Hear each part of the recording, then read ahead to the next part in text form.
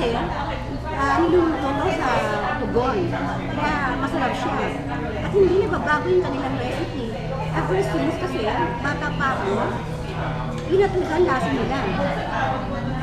At talagang dadaliwin mo itong nido, maski saan ka man nagpupunta, hahanapin mo talaga siya kasi hindi siya, kukumpare mo sa ibang Chinese restaurant, talagang authentic ang kanilang pagkain. Ito yung hinahanap ko ng par.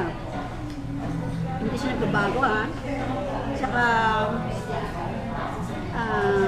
sarap yung luan nila. Ang chami nila.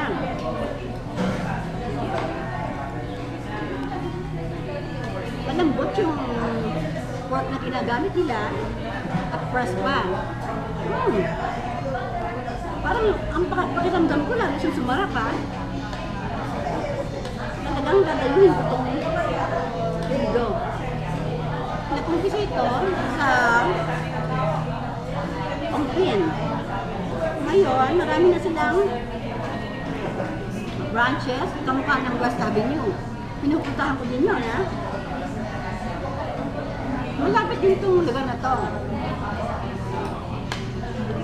Enjoy na enjoy kong kumain sa Lido. Parang hindi ata ang kasawang kumain. Mas ito lagi kong ulam. Sarap!